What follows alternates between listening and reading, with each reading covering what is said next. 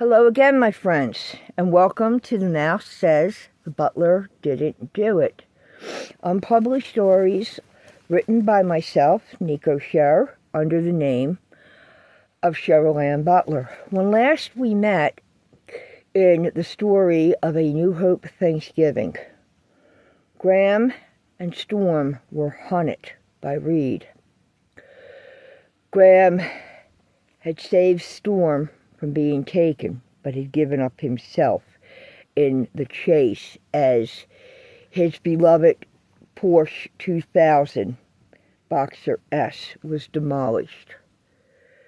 Storm could hear his father fighting for survival.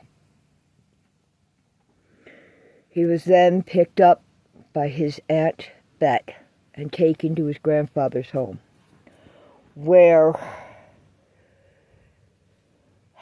a letter had been received by Chris's daughter, Christy, and her husband, LeBou, had brought it in, telling them where and what they wanted in exchange for Ghram.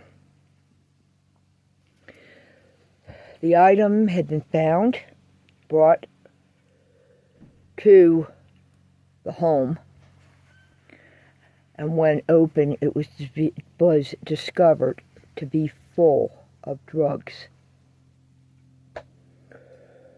Dakota, the chief of police, and Jim, his assistant chief, and Gram's older brother, were determined to pull a snooker and get Ghram back. So, once again, we continue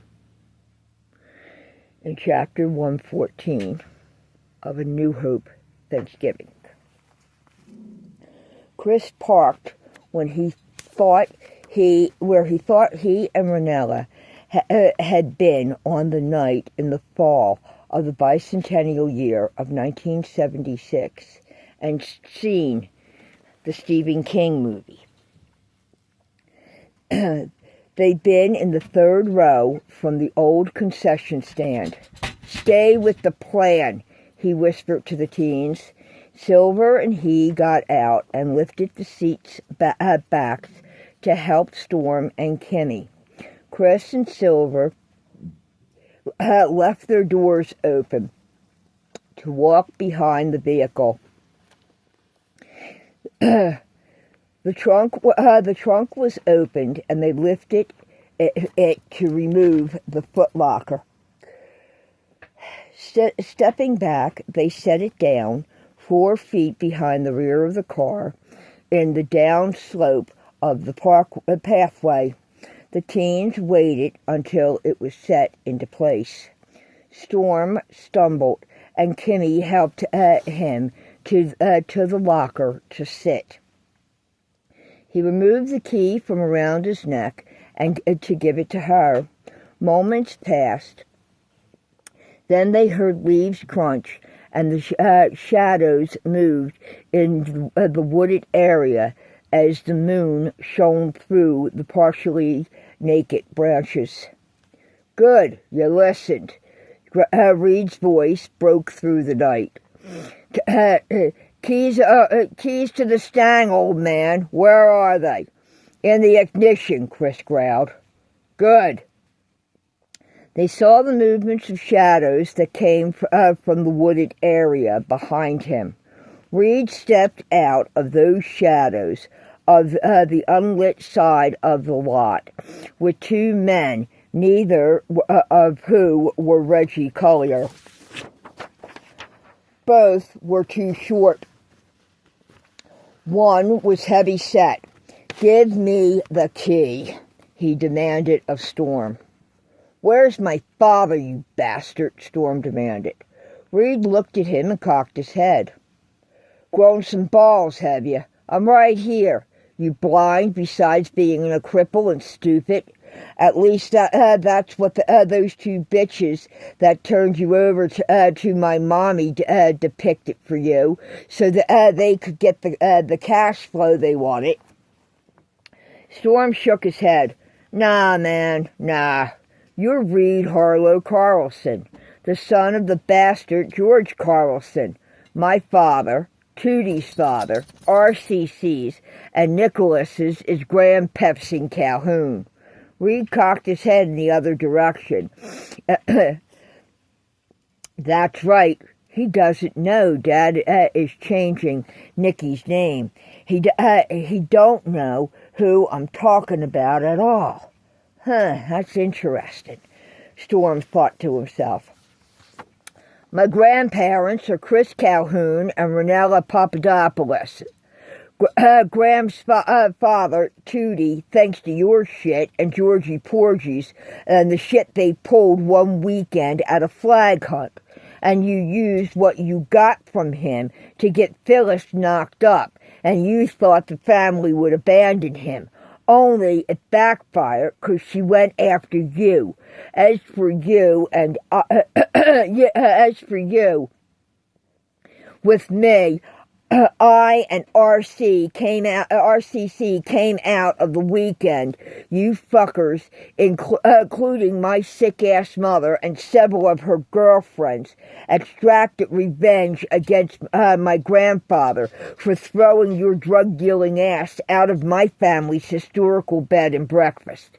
You were one of them that repeatedly beat and raped a 17-year-old kid who you were pissed off over and jealous about that your sick-in-the-head, fucked-up father wasn't sharing with his sick-in-the-head son while he was molesting and raping that said child because he wanted to satisfy his urge that he had all those years ago when he started this shit in a locker room in a fucking junior high school gym with the new kid from New England, my grandpa.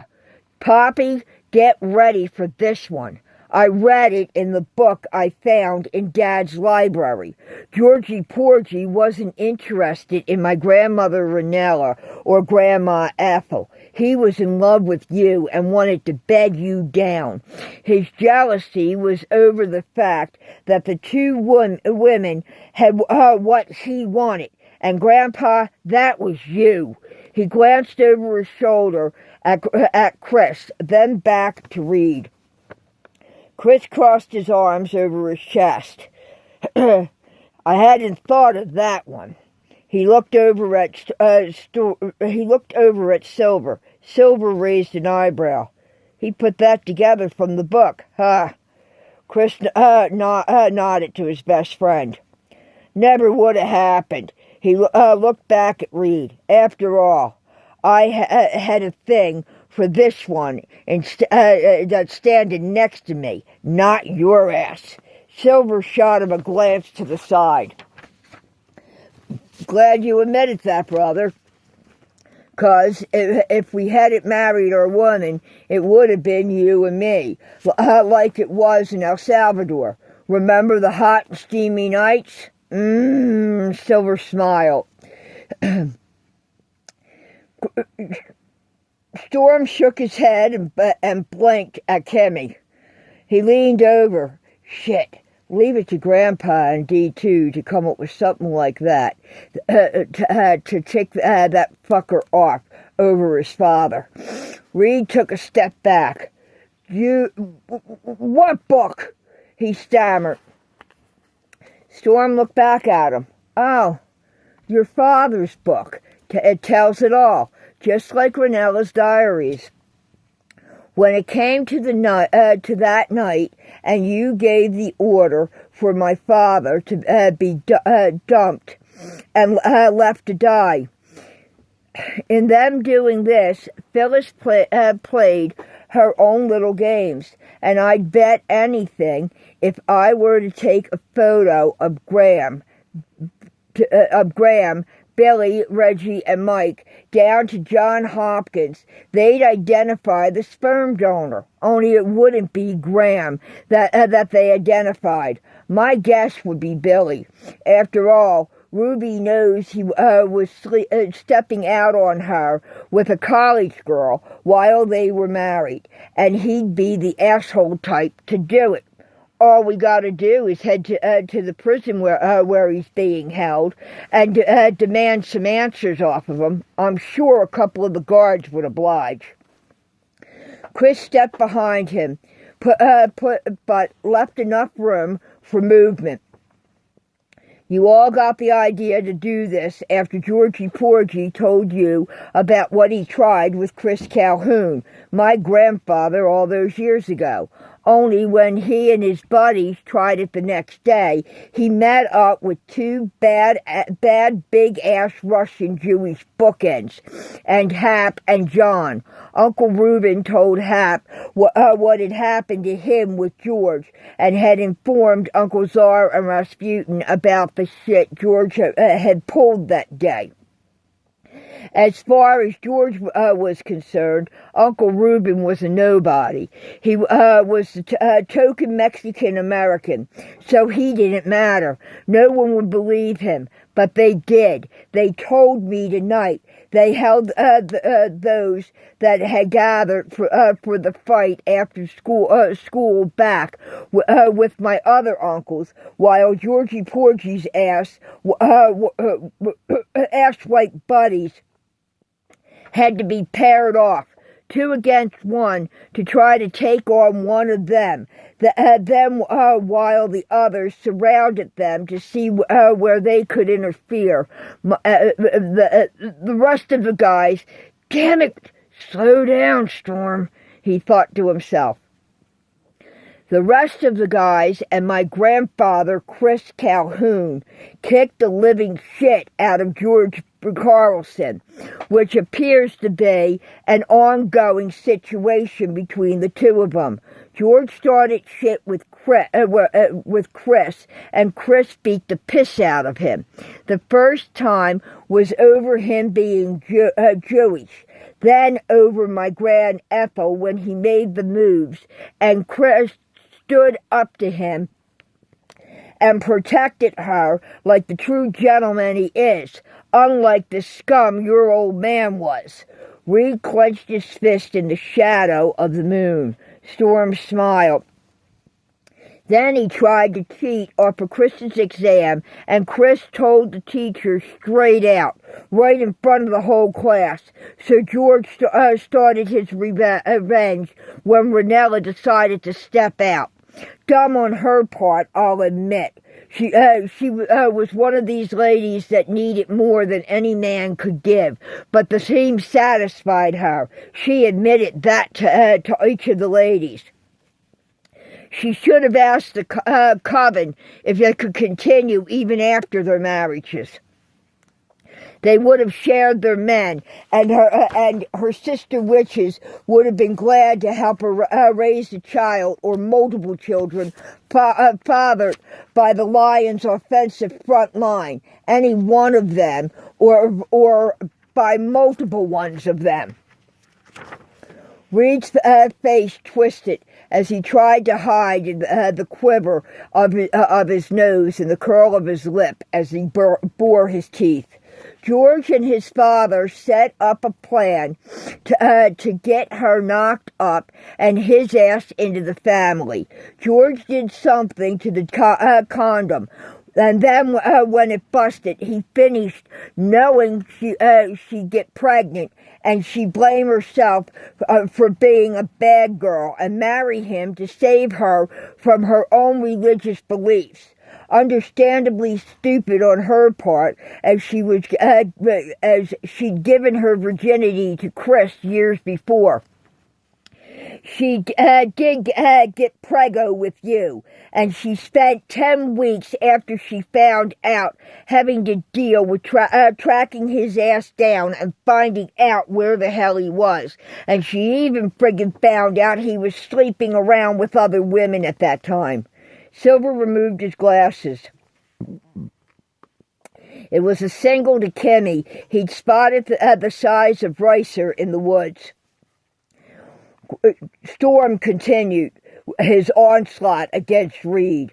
When she told the family, Chris being himself and his ways as a leader and protector, busted Georgie Porgy's ass up once more, and she married his rear in private, 'cause he knew damn right well the gentlemen and ladies of Mandula would stop the wedding by objecting, so he pushed her into eloping to Las Vegas. She didn't even have the wedding she dreamed of. Then when they had the inn of being married to her, they started to pick her apart, and their revenge that Charles Carlson wanted on Theo all the way back to Vietnam began.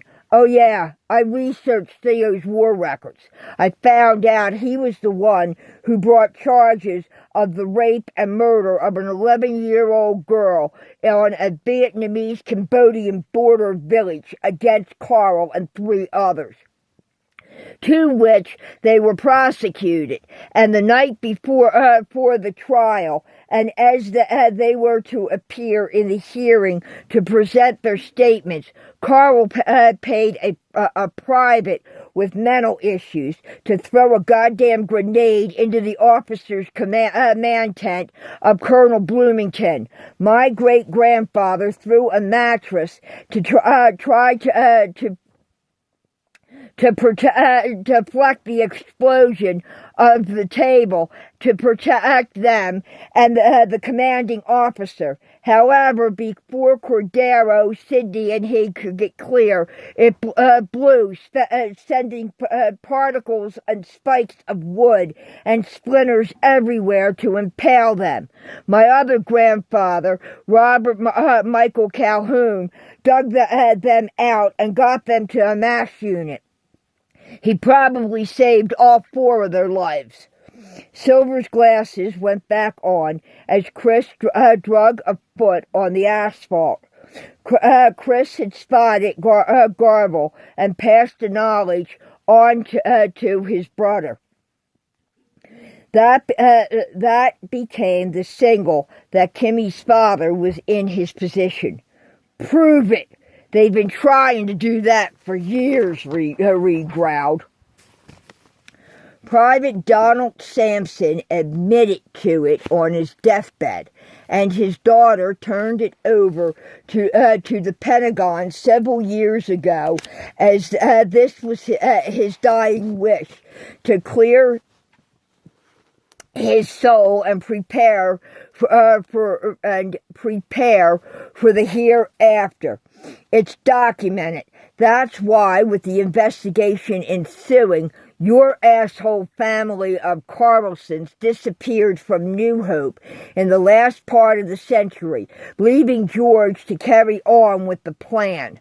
So, when Ranella found out about the private and started the investigation to turn the paperwork over to the Army Board of Inquiries and drew the line, she brought Chris in and got him involved with that too, because he was the one who, with Caleb and Tony's help, found a diary that was left in Walter Reed while he himself was in recovery after the firefight in El Salvador. And he found the man in the VA hospital and talked to him personally and convinced him to tell his daughter. Then, when it was decided, when Chris came home, he would be the one to try to get her pregnant, and my father was born, and things started to come to light. Georgie Porgy took his pissed-off jealousy shit out on that 5-year-old child to start to extract his revenge on 2 adults. The woman he had forced into a marriage with getting her pregnant, and the man he actually wanted to bed. That's when he made plans that when he laid his hands on the inn, he, his father, and his heir apparent would turn it into a private whorehouse and anything you want place. Sex, drugs, booze, and rock and roll. Didn't happen, did it, bastard? Mandela destroyed those plans. Really? Interesting thought. Reed stepped forward. Oh, no, you bastard. You don't come any closer. Oh, and that's a little more than thoughts. You see, I found several pages that were trashed in an antique-bound binder that Ranella had given Ghram when he started the lease purchase of the house from my grandparents. It was to be used for keeping track of his tarot card readings, but he stopped writing in it when she was murdered and just kept it as a keepsake. Turns out Georgie Porgy had taken the binder from her private collection of antique writing books for his own use and figured she'd never look amongst her own property for his secrets.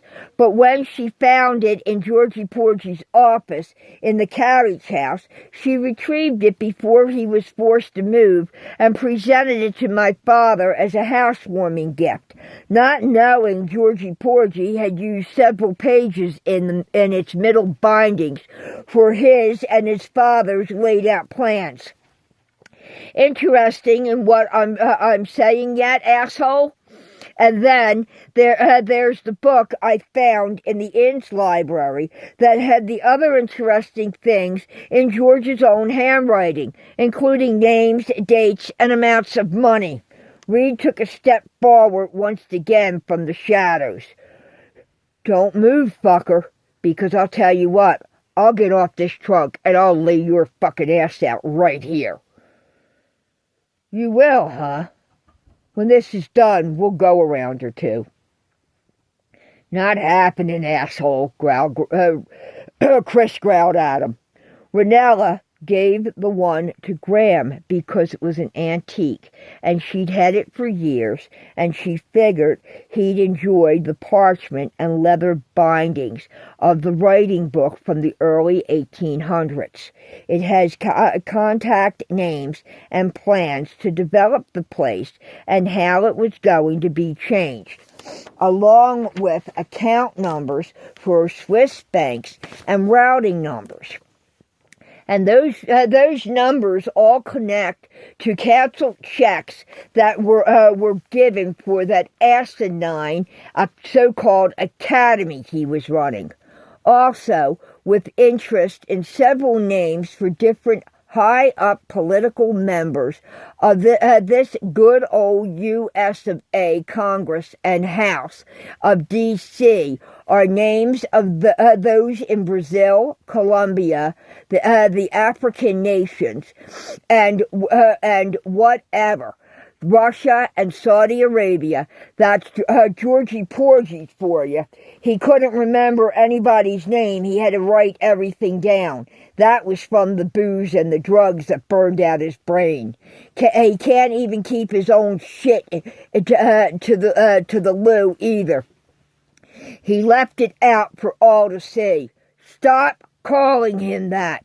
That pig shit Irish Jew bastard standing behind you called him that. It was his fucking disrespectfulness for my father. Reed took another step towards him. The rock that flew from somewhere caught him in the side of the head, and he staggered backwards, covering his eye with his right hand. Give it to me, you little fucker. Oh, you mean my grandpa? Proud of him I am. As for the book, I can't. You see, the police have it, and they also have something else. It's called a tape-recorded statement. Kathy taped it when you were talking to Georgie Porgy putting pie at a bar in Newark. After he found out he waited too damn long to have a checkup after screwing around with multiple partners and had gone and done the dumbest ass thing he could have and shared needles like the idiot he was, which left him slipping into a frenzy rate of full-blown AIDS. It's unusual, yeah, but with his poor health and being with, well, diabetes that he wasn't treating, nor did he give a shit about what he ate or drank. Hepatitis C, liver disease, and the heart condition he had, and how much weight he was putting on and carrying. He realized, and the hard drinking he did, because he never exercised or did anything like that, like my grandfather did and the rest of the Lions. That really took a toll, and he went from HIV, which he left untreated in August, to within 2 years later was wasting away and not expected to live another 6 months. Isn't that what Richie's mother stated in her report, Grandpa, of his autopsy? Storm glanced over his shoulder. It had been Silver that aimed the rock and had another one in his hand. Yes, and the reason Ranella didn't get affected from the HIV and then AIDS was because she hadn't slept with him since she'd been pregnant with the ass in front of you. They never slept together after that, but she did with each of us, her Lions, over the years. And we pleased her in any way she wanted, in any one of our beds, and any position she wanted it in. And our ladies approved of it all. They're the ones who okayed it and opened our marriages to let her whenever she wanted it. All she had to do was call one of them, and the ladies would set it up. You fucking... He looked over his shoulder. Reggie, break the bastard's fingers. Use the sledgehammer. Storm stiffened when he heard a thud, but no scream. Gee, maybe he's unconscious, or something else. Reed smiled as he stepped into the lighted area, so that Storm could see him in full moonlight, and the light from the back of the store. Storm stared into that evil grin. So, you and he both panicked. He held his voice as steady as possible. He told you about the wills, leaving everything to Ranella and where to find them in his office, along with that binder in the carriage house.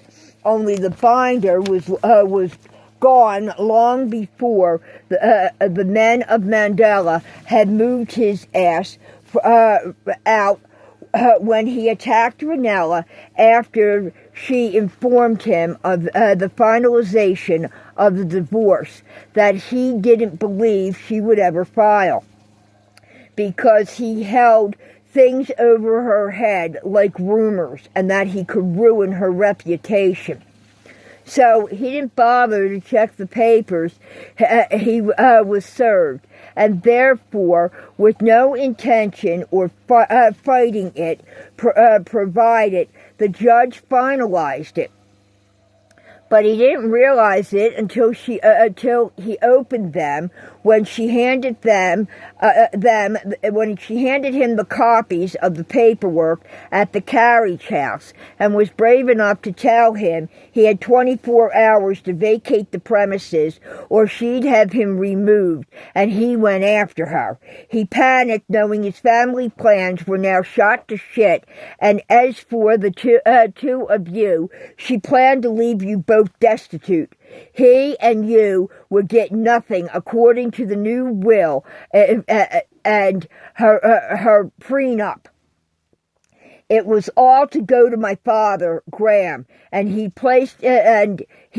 be placed in trust for Tootie, I, and RCC, and any children he was forced into procreating that weekend, and any he chose to have should he adopt or have birth children with someone he loved. That fuck up's birth. All she worried about was poor Ghram, poor baby boy. Give me the fucking key and maybe I'll let that poor dumbass live. Storm shook his head. If he's dead, he ain't worth shit to you. But we are. Her grandchildren through him, not you. And yes, she knew. She damn right well knew. You went in search of the footlocker your old man told you about, that he filled with all kinds of shit and kilos of coke he brought on credit. The good stuff. You found a set of worthless wills, but Ranella had some friends move the locker when she found it and opened it, because he was stupid enough to use Theo's footlocker that was given to her as a toy chest when she was a little girl, to which she still had the key, but never locked. And Georgie Porgy Puddin' Pie figured it was just there, use it, and never checked, because he wasn't permitted on the property any longer, and that was the one thing that was left at the house, because it was Ranella's, not his, and all of the guys knew it because they had grown up with it as children. He thought it was safe and sound. Only the wills, you later found out, were rescinded and a new one put in its place. Was the guy you hired to read it even a real lawyer? Uncle Jackson knew something was up. He was checking the Bar Association in several states to see if he was able to track the guy's credentials. They never showed up, and he knew that wasn't the correct will, because a friend of his had written the new ones for the three of them. That's why his and Mr. Williams' death are still listed as an open cold case of homicide in Philadelphia. They were pushed into the line of that train on December 6th. They didn't just fall or stumble like people tried to have it look like. And that did they? Because there were witnesses that said they were charged by several men. How come those witnesses ain't come forward? Storm shook his head. They don't have to. They gave their statements, and what you guys didn't take any notice to were the new cameras that were then in place on the platform. Those cameras at the station caught it all on film. The train was pulling in. They were in deep discussion, and suddenly these four good-sized men run into them. Mr. Williams falls first, but Uncle Jackson, being a running back from high school football team and a U.S. Army Ranger, holds his footing until two more join them, and the four of them literally had to manhandle him to throw him onto the tracks in front of the oncoming train, as one of them kicked Mr. Williams in the head for him to be driven back into the pathway of the express from D.C. to New York. Who was it? Reggie? Billy? Mike was already dead. Or did you or those who you work for hire a couple of street thugs as hitmen and pay them off in drugs or end their lives after their usefulness were done? It had to be someone he didn't recognize, because they had to get close, and he would never have trusted you or anyone he associated with you, George, or Carl. Storm tapped his chin at his soul patch. There's no tapes. Those cameras were inoperable. Really? Huh. Funny, 'cause the cops had those tapes and a statement from a security team. He knew, didn't he? Uncle Jack knew that, and that particular will was bullshit. He's the one who recommended the lawyer friend of his, Booker T. Williams, Jr., so he was looking for the correct ones. Only Mr. Williams's office had been broken into after their deaths, and multiple files were taken, including what you would think was the location of the wills. The files under the letters C and P that were taken from the cover-up of their theft of the wills were tossed and found by the cops. But Grandma Ranella was smart. She gave the copies to a friend that was not Mandola, along with copies of the divorce papers that she slapped her with, and she held on to the day he attacked her in the inn's kitchen. She knew you and he were going to murder them and couldn't stop it. So, Yaya, Poppy, and she prepared Papu Theo with the truth. They were witches and seers and had psychic gifts. She also inherited Rose's medium abilities. Ranella then had my great-grandparents sign the paperwork so that the inn would fully become my grandfather's and grandmother's and would be left to Ghram solely. Ranella didn't want to risk her youngest son ever again, so she turned everything over to Michelle Dawkins, and Michelle, when she moved to Phoenix, put everything in storage under my name, spelled backwards, and hers, and gave the address and key to Kathy. After she and Eric separated, what they blackmailed Ranella out of in the amount of over $5 million or more. And when they ran out, she sent Eric to try to get custody of his kids to keep them going. When that didn't work, he sold the house he still had the title to and took off, leaving her to fend for herself. He rubbed his hands down the sides of his jeans to slowly try to push himself up. Kimmy reached out to hold on to the back of his leather jacket and pulled him back to the seat. Has anyone been in contact with her or tried to prove what you're making false statements over, you little shit? No. But what she figured out was with what she had stashed, she and Kathy could get money from you. Kathy's brilliant idea was to talk to Phyllis, who was her shrink, a woman that doesn't even have a real license.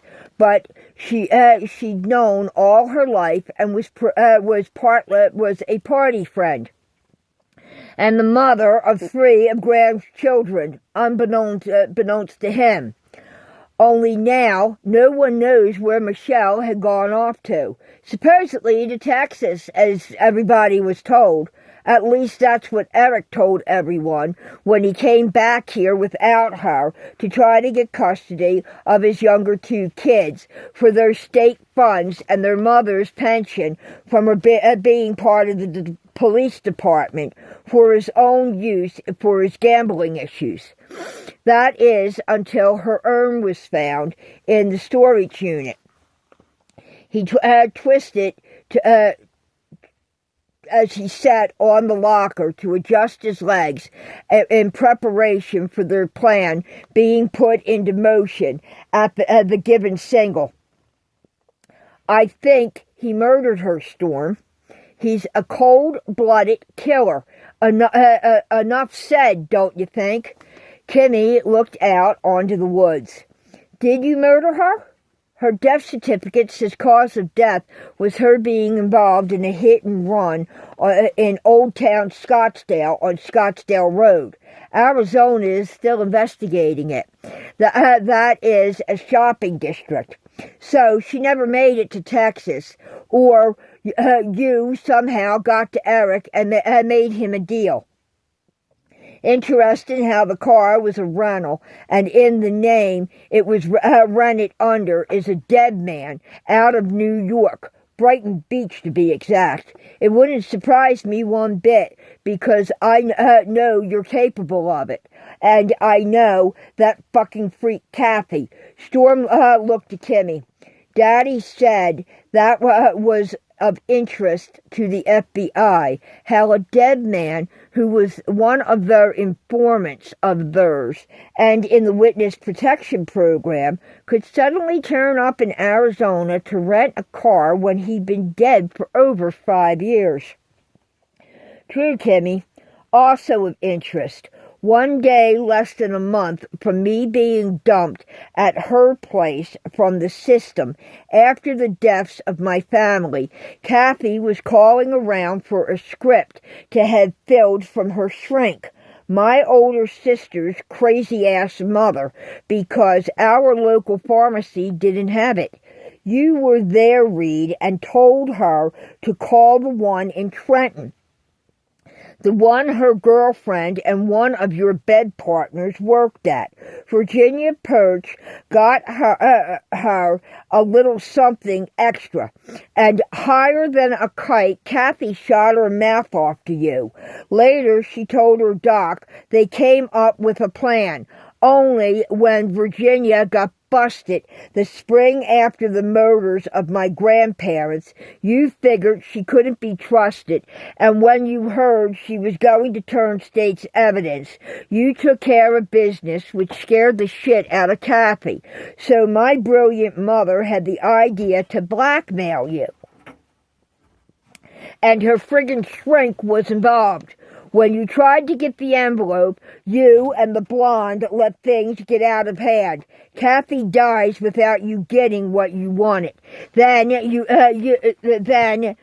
insist you take custody and care for your poor little boy. Then you busted my arm, and here we are.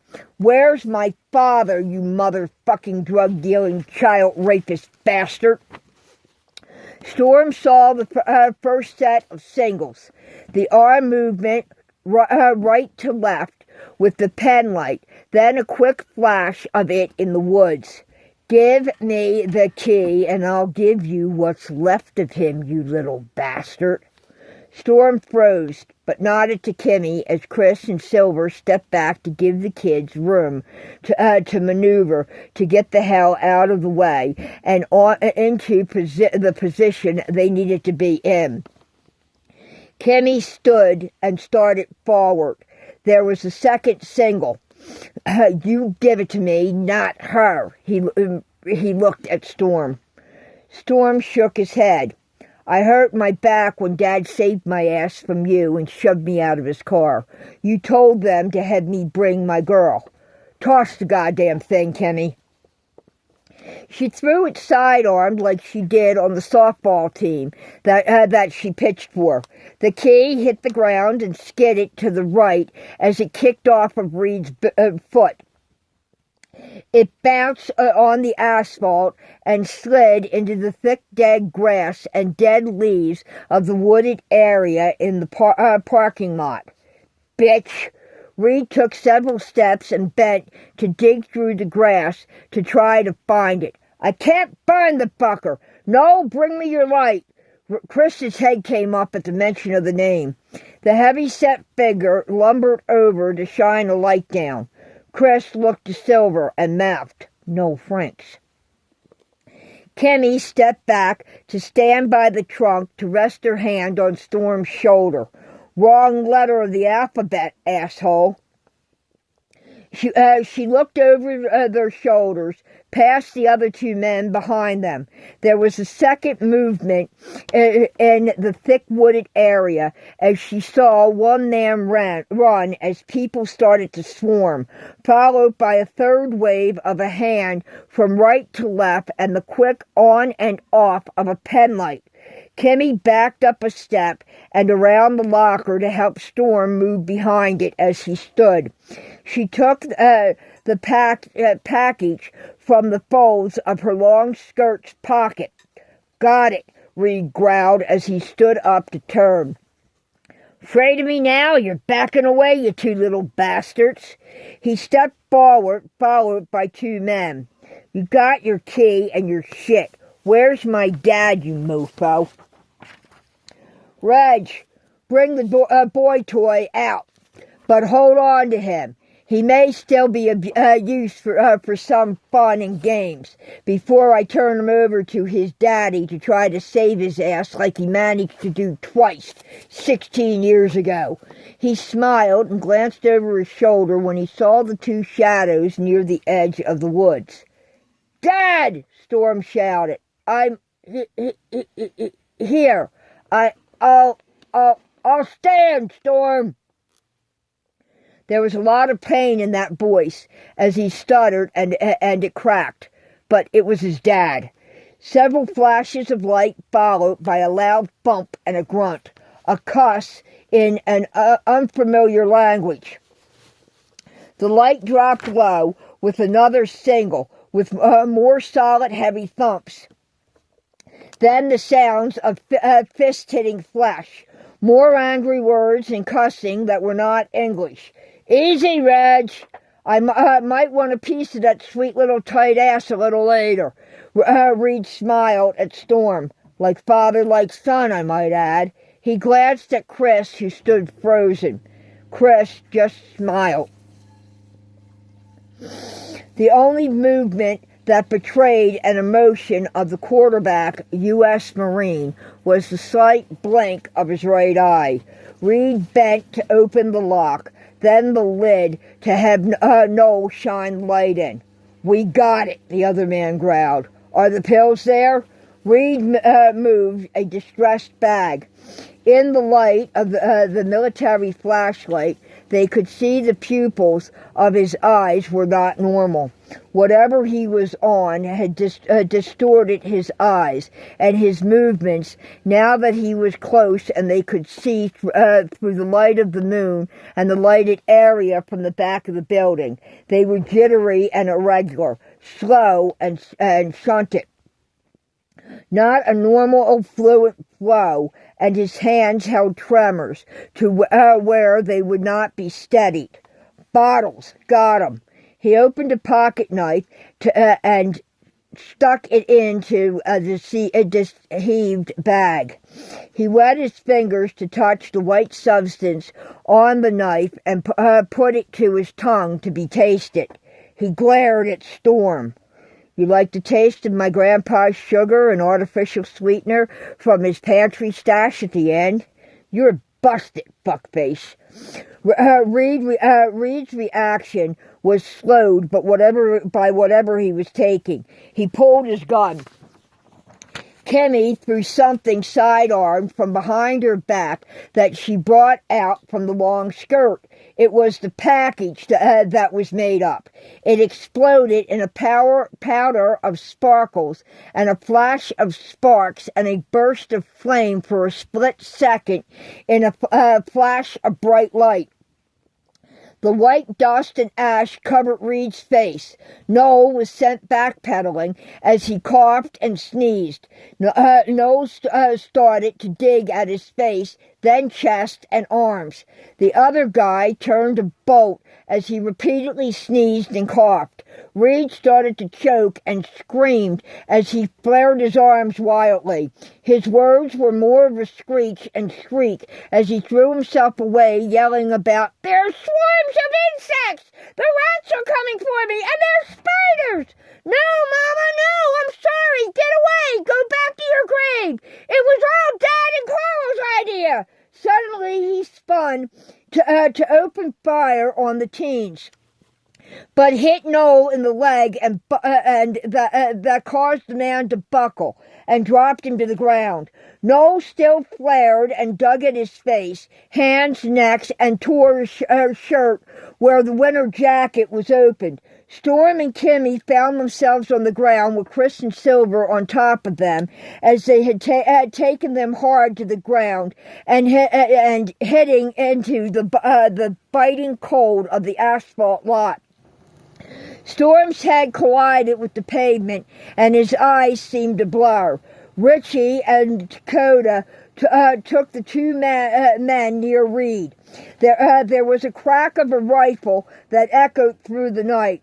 The sound of shattered glass exploded. Jim nailed Reed as he bolted for the Mustang's driver's side to get behind the wheel, and he was dragged from the seat as he started the ignition. It fired, then sputtered, then it shuddered once more and stalled. It shut down hard. Reed slammed Jim in the side of his head with the gun's butt. Jim staggered backwards to bounce off the car. Reed turned to try to run from whatever he thought he was being attacked by. "Mama, no! I'm sorry!" "Whatever the hell is going on, he's seeing Ranella," Chris called to Silver. There, Grandpa. She's there. She was she laid to rest in a long gown of some type? Storm lifted his head to look over his grandfather's shoulder. Her priest gown. Chris raised his head and twisted slightly. Ranella stood there in all her beauty, with her arms out and the wind whipping about her as she faced her oldest son. Her hair and gown stood still as the wind engulfed all of them. "Go back to your grave," he screamed at her as she must have appeared to him from the grave. He fired 2 more rounds as he shoved past the driver's side of the Mustang. Jim, who was charging after him, seemed to be spun out of the way in mid-air. The detective pushed off the ground from where he had landed. In his second charge, Reed was hit by a flying tackle, and the sound of a large gong erupted, and they started to roll in the brawl at the front of the muscle car. A final gunshot rang out, and the bullet found home. Jim flinched. "Bastard," he growled. "That's my good jacket." His fist rose and didn't stop falling until Cheryl and WW were able to pull him off of Reed, who lay bloodied and unconscious on the ground. Storm felt something trickle and felt something sticky and warm trickle on the side of his cheek from where Chris lay above him as he shielded his grandson. "Grandpa? Gramps!" The team struggled. "Shh. I'm okay. He got my shoulder. Nothing more. I'm all right, Storm." "Calhoun, how bad?" Silver growled. "I won't be throwing an 80-yard Hail Mary pass to Mac anytime soon. This crazy-leg quarterback ain't as fast out of the shotgun as he used to be. I've lost some time on my wind sprints. Time to go on a diet and lose about 20 to 25 pounds and start running those trails again like we used to as teens. Kimmy, my hands are no good at this point with the arthritis." He sits up, you put pressure on that shoulder and stop the bleeding, Silver told the girl. "I can't see to do shit. I lost my fucking new glasses and running an end around." Silver helped her as they stood. He took a step back to catch his balance, and they heard a crunch. Silver visibly winced. "Emily is going to kill me." He looked down at the broken trifocals. "Storm, do not run for your father," Chris ordered. "He's going to be hurt. I saw him too, in Ricer's Light. And yeah, there was some type of action that was going on out there, as I spotted the light as well. He'll need medical. You let them get to him and get him to the hospital. You wait for Uncle Jim and Ricer. Do not move from this spot. But listen to me. He won't want you to see what they've done. No father would want that for his son. He may be gay, queer, whatever he calls it now. But he's a male and your father. He has pride. He's also the cub of a lion and a lioness. He will not want his sons nor his daughters to see. He's your hero, remember? You let him be that." Chris sat up and Kimmy put pressure on his shoulder. Storm gave a nod. "Uncle Jim, are you all right?" he called. "I fared better than my namesake. I got stung in the side. Fucker ruined a brand new jacket that Beth Anna brought me this fall." "James Connolly Calhoun, wound status now." Chris's deep growl ruptured the night. There was a huff. "Just like you. What did you get yourself into now, Dad?" "I said wound status. Don't deflect my question. How bad?" "You're as bad as Ghram, you know that, Dad? Worried about everybody else when you got a bullet in you. And Kimmy, what the hell was that shit you nailed him with? Reed, I mean. Jim smiled, holding his left side as blood seeped through his fingers, and he had the blood dripping into his right eye from the busted eyebrow where he'd taken the butt of the pistol, and it was starting to swell shut. You better answer your dad first. She had Chris lay on his back so she could keep the pressure tight. Left side, no exit wound. I think it cracked a rib. I can't see out of my right eye where he caught me with the pistol grip. Blood in my eye, and it's just starting to swell, Jim answered. What I tossed, she choked as she spoke to Jim, was a combination of joke powders, sneezing powder, itching powder, glitter, and sparkles, and a hint of snuff and sulfur to cause a sizzle and give it the smell of fire and brimstone. There was a few small fake insects, a spider or two, and ants and flies. They're the plastic ones. They're the ones Mom orders to freeze in the ice cube trays for the summer for the kids.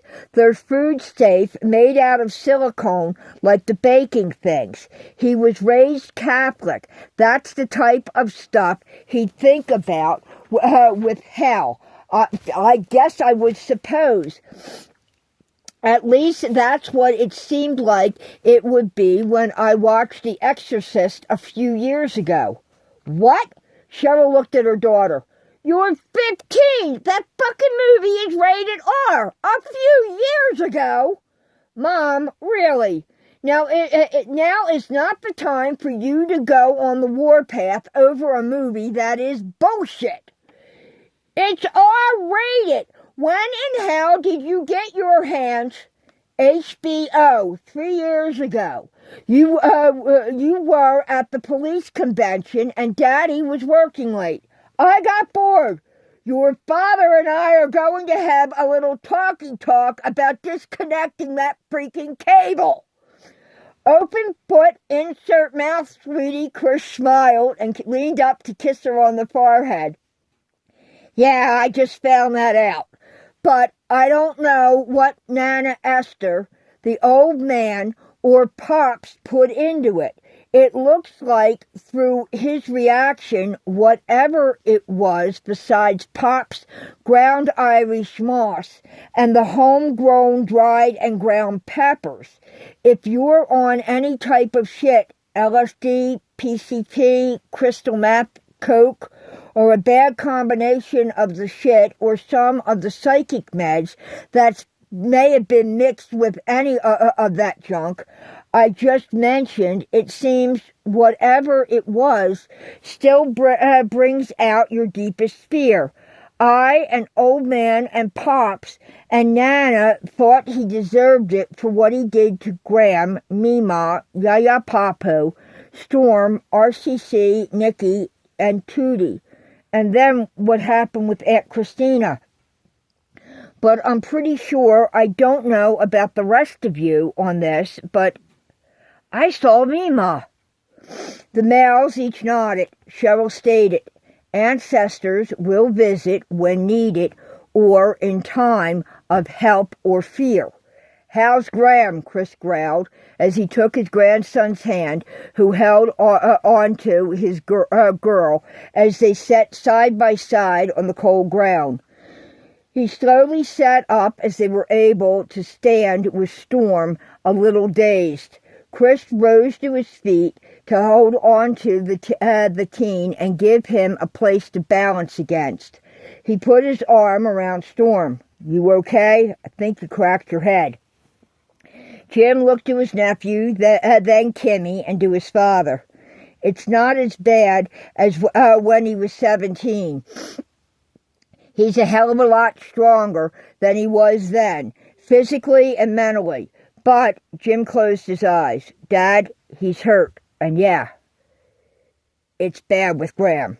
He's bleeding, and there's a lot of blood loss. But it was him that dropped Reggie and did the stomp job on him when that bastard caught Ricer with a lug wrench in the back of the head. Reggie took out Rice's eyes. We got one officer down, and it's not good by the communication right now. The ambulance is on the way, Dad. Get them to the fucking hospital. Chris put his hands on his knees and then pushed himself back up to his feet and swayed. You're going too, with them, Silver growled. So are you, Cheryl relayed to Jim, who started to blink and staggered. You're losing blood. Jim shook his head. It's not the blood loss that's giving me a problem. I nailed my head on the bottom of the Stang's front bumper when I tackled him. The old chrome ain't the fucking plastic we got in these cars today. That's what made everything sound like a gong going off. Chris shook his head. I knew we were too far away from Dan's church house for the ghost bell to sound all the way down here. So Silver bent as Chris pointed to the ground. You need to pick them up. Silver reached over. Yep, I'm dead. M's gonna kill me. He picked up his glasses as the lenses crumbled and fell to the ground. W.W. now had Reed in cuffs. Mr. Calhoun? Never heard a car shut down like this one did tonight. Why is that? He asked. Fuel, Peacock. But it ain't in the console or the glove box, and she's got a knockoff switch that kills the power. She'll fire on the gas in her carbs and off the charge that's left in the second 6-volt battery. But her electrical is dead in the water and the way she drinks gas, 4 to a gallon, with about a tablespoon in her float bowls. She ain't gone nowhere. Thank you, Theo, Old Man, Sidney, and Cord. This car was from their generation. It's going to take Chrissy half an hour to prime that bitch before she starts and stays running. Somebody call her. The Bridgewater Beast or Bridget is going to need to be towed to the shop area. What shop area? Remember? Silver glared at him. It's been fucking burned to the ground. Epilogue. A week after Thanksgiving Day, on November 30th, Storm sat in the wheelchair in the private sitting room watching a DVD of the Philadelphia Thanksgiving Parade with the teenage family members and the kids of Mandula. He had his Achilles surgery on the Monday after everything, and now both his feet were in straightening cast and would be that way for about the next 11 weeks. Ghram came back to home the day of his surgery as well, in time for Anastasia's baby shower, and thanks to the Cranberries Plumbing, the inn was back up and running.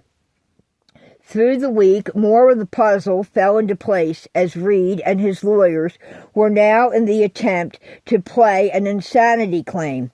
George had been dealing coke for years through the Colombian, Brazilian, and Russian connections through his father and grandfather's, Carl's, association, including the opioid trade he connected with while stationed in Vietnam all those years ago, along with pills and meth.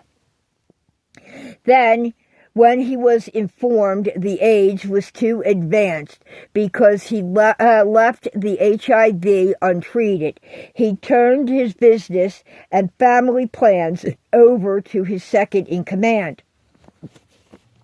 Reed had decided to end it and take Ranella and her parents with him for his father's, Carl's revenge against Theo, and Reed would inherit it all, not knowing Ranella had a new will written or that the sale of the business to members of Mandula and the Mandula Foundation had been set up years before, and that she had finalized it with Theo and Poppy. When she told him she had filed for divorce, he didn't believe her, or that she would never leave him and leave him with nothing. He set up the tractor theft from the elementary school and figured if Reed had everything, they'd take his revenge on Renella's friends of Mandula and fulfill his dreams and those of his own father. Reggie wrote the 3 letters that informed the family that there was information on Reed that they could have if they met. George played his part to the fullest of being unawares of what Reed had plotted to happen to Ghram that night. He simply showed up there at the appointed time by surprisingly walking into the meeting. Renella had driven her parents and herself to the Cornish House Inn in Peddler's Village, where George had met them by riding there with Reed and Reggie. As the guest house residence of the Yardley Gardens on a private estate, and the distance an issue since he'd moved several years before from New Hope, it was unexpected to have him show up there. When Renella raised the question, he held up a letter so she would assume he'd received one as well. In having drinks delivered to the table, 2 pots of tea, a cravat of coffee, and George's iced tea, someone placed the barbiturates into them. What was now surmised was that they were placed by the brunette that had worked for the restaurant for only a few days, and she quit the position within days after the vehicle had been found, or so they had all thought. That was until Richie started checking police reports from other towns. She'd never picked up her final paycheck, and the information on her employment application had been falsified. Her body was later found in Silver Lake Park in Bristol on one of the paths. In leaving them there appeared to be a no-show by whoever they were supposed to meet. She walked them out, and they were met by Reed.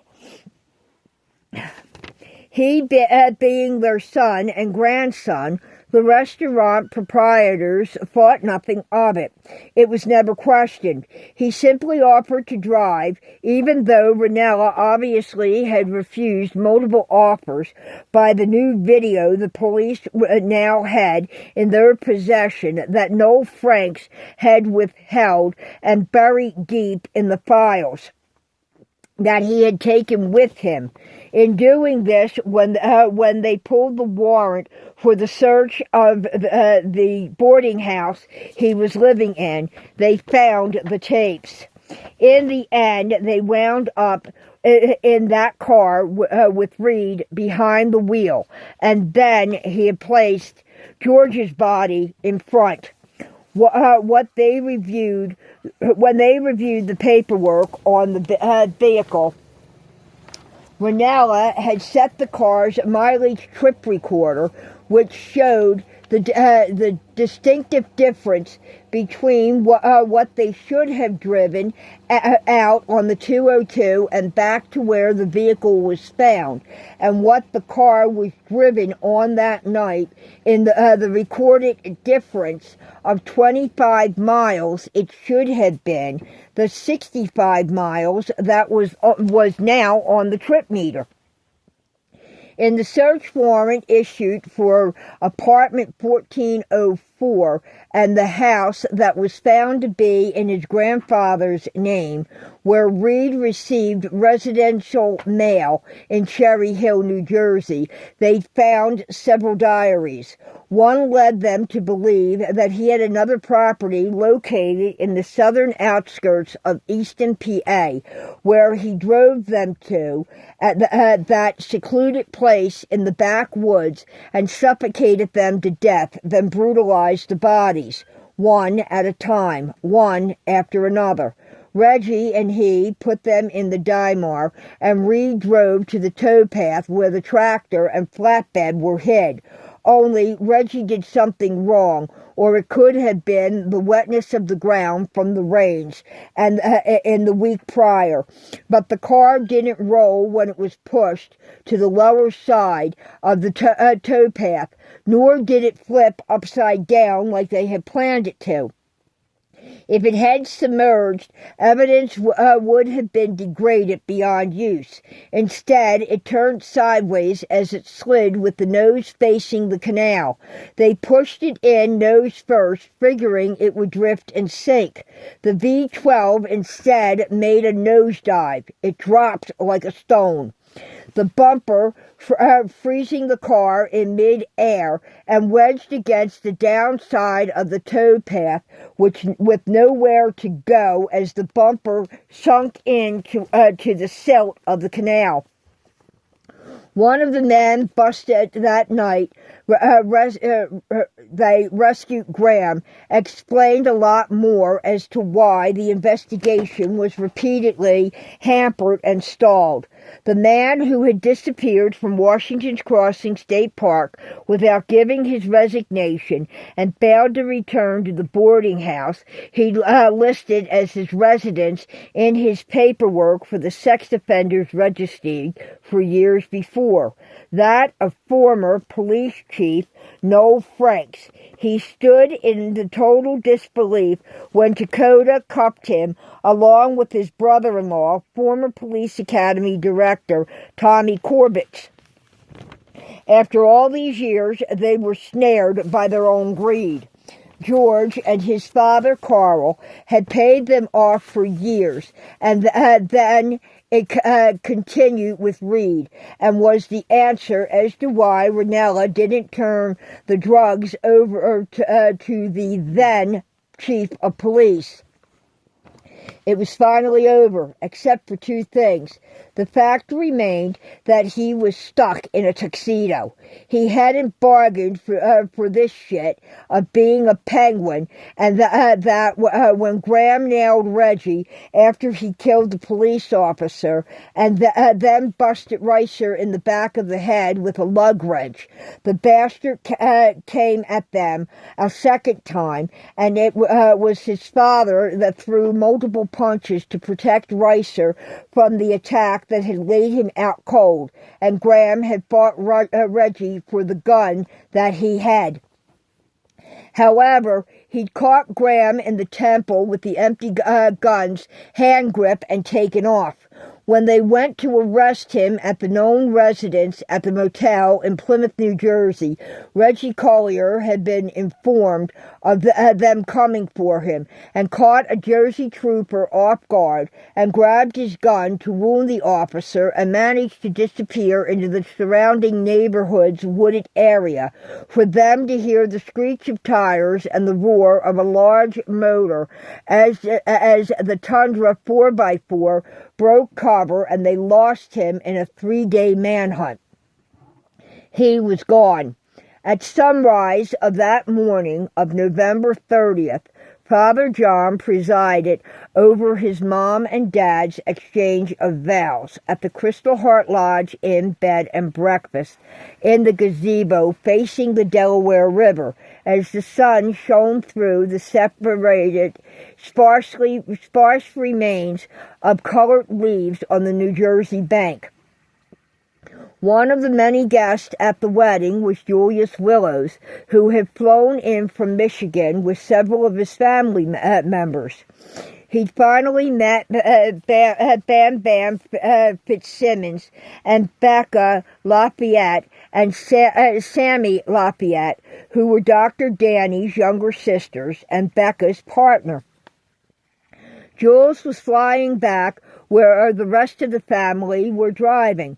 One of the reasons, besides the wedding, that Julius was here was because he was adopting a feisty little teacup, long-haired Chihuahua that had been rescued from the dog fighting and cockfighting ring that Reed ran out of the basement of the housing project he had the apartment in.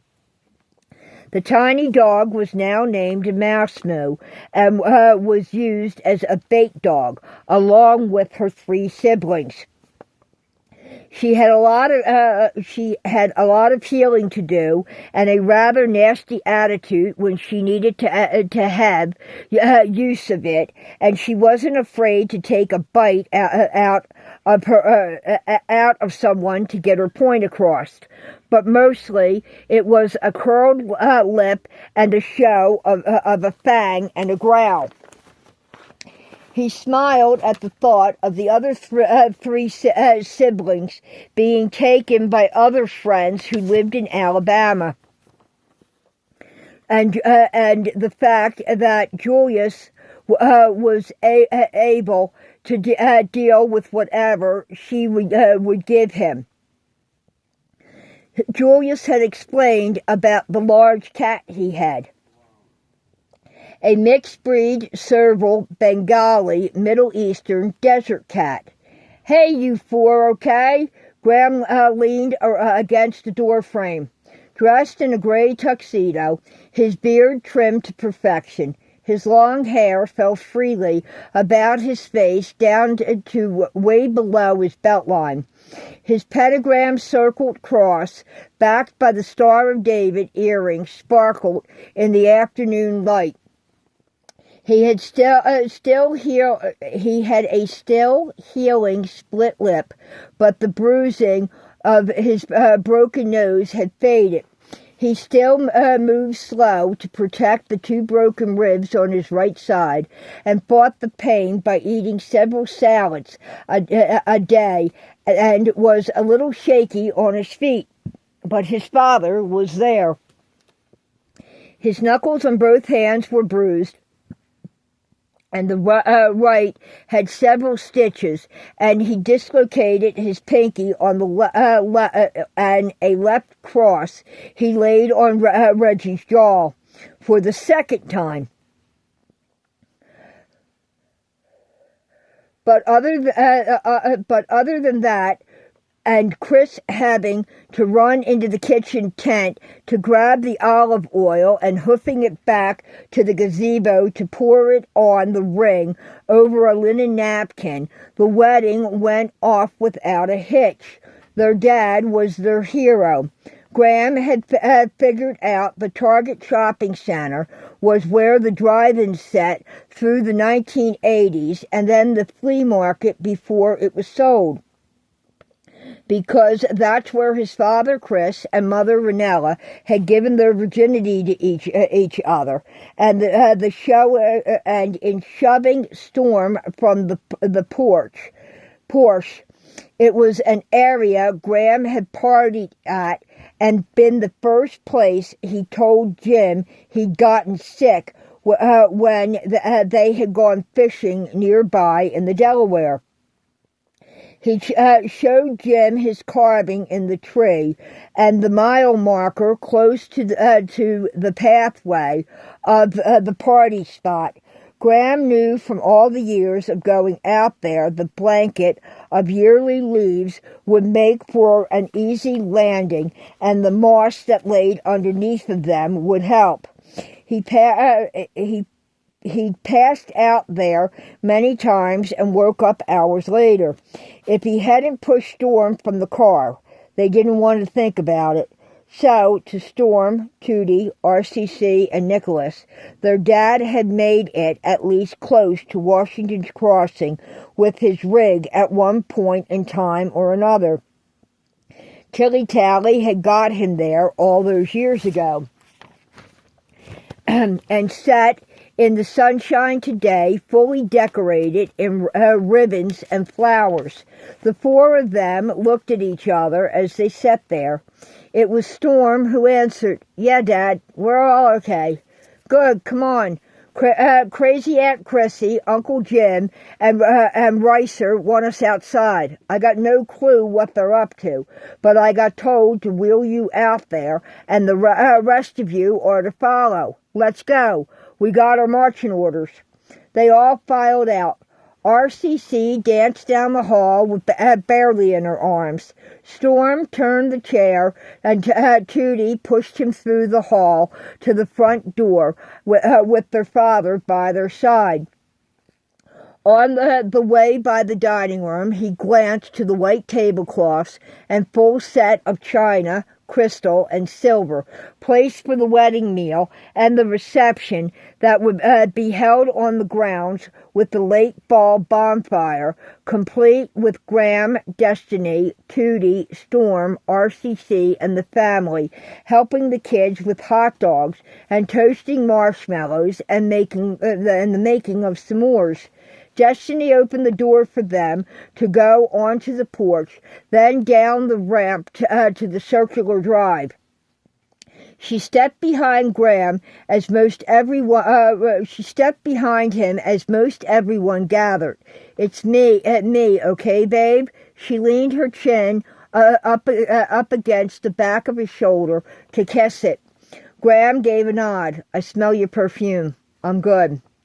She put her hands over his eyes. Tootie did the same to Storm. "What the... Sis!" "Quiet. It's a surprise," Chris told them. They heard the sound of vehicles pulling in. The ladies removed their hands. It wasn't his Rebecca, but it was a 2010 Porsche Boxer S62 Vert in gold, and the fully restored 1959 Ford station wagon. The third car was Iceberg's 1971 Lincoln Continental Town Car, complete with pom-pom fridge, headliner, fuzzy dice hanging on the mirror, and a bubble-headed dog on the back deck with the diamond chip in the back window. The three had bows on their hoods. The card Storm had been handed over his shoulder by Tootie stated when he opened it that Tootie and Auntie Twinkle had tracked it down in the impound yard and brought it for him in memory of the Iceberg and the Aunties. It was for when he got his license when he turned 16.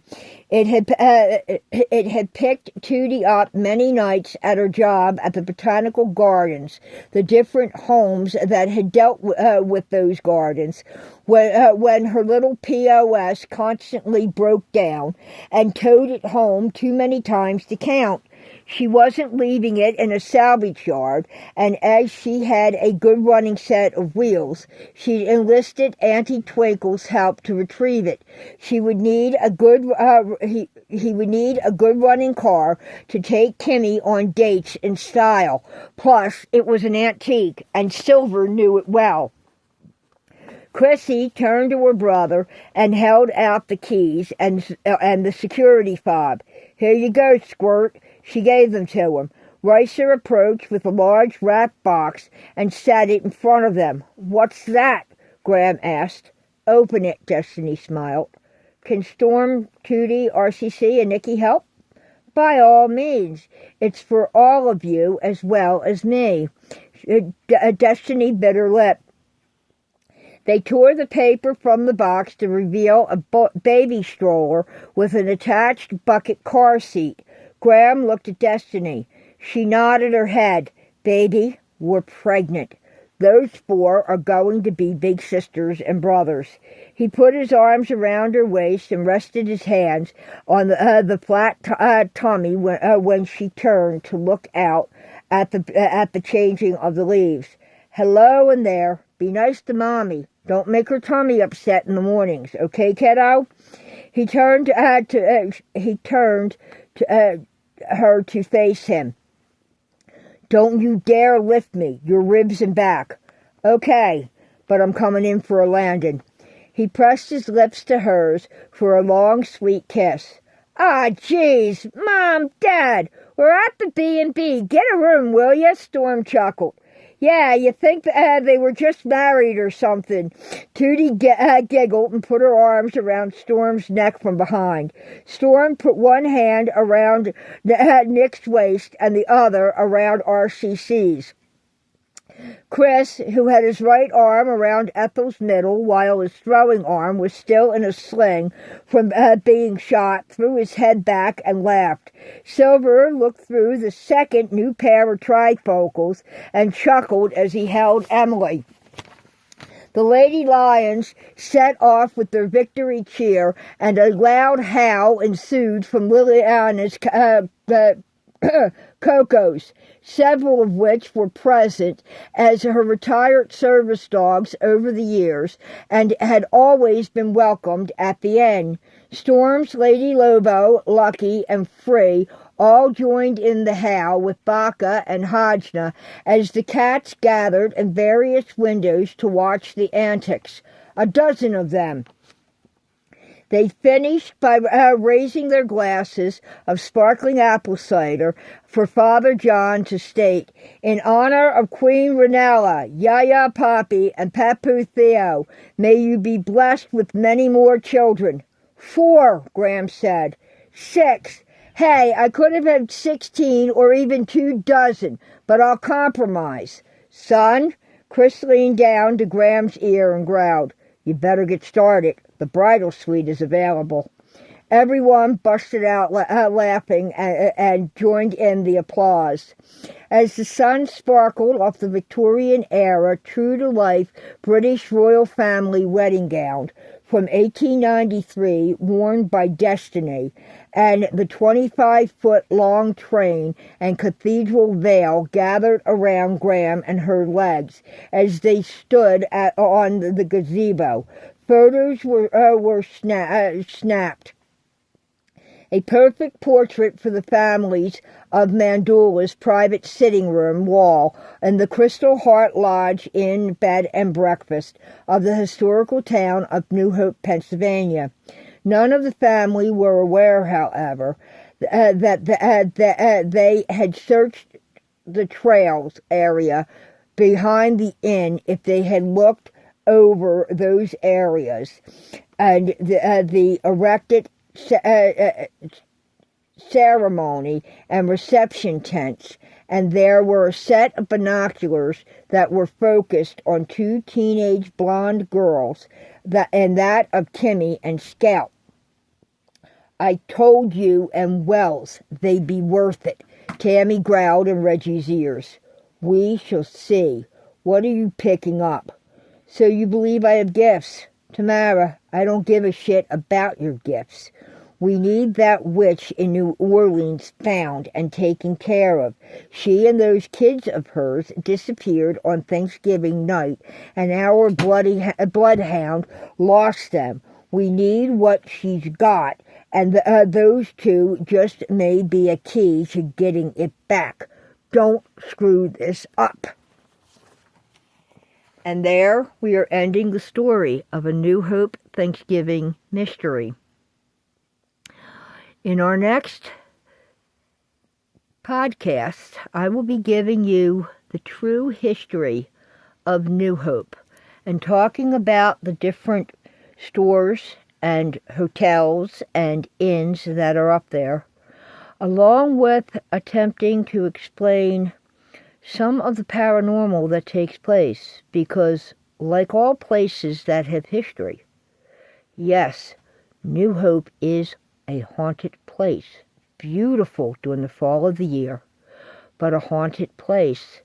And yes, It welcomes artists, writers, and all.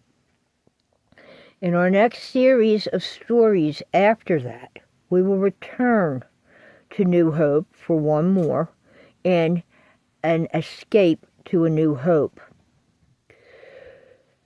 This will be a story that runs side by side along with this one, but starts out and takes place in a different place along the same timeline. I hope that you enjoyed this and will continue to visit our podcast and follow along with the stories to come. If you like this, please press the button, you know how to do it, and subscribe for the next time that we come to you so you are notified. Thank you. Have a blessed day. So mote it be.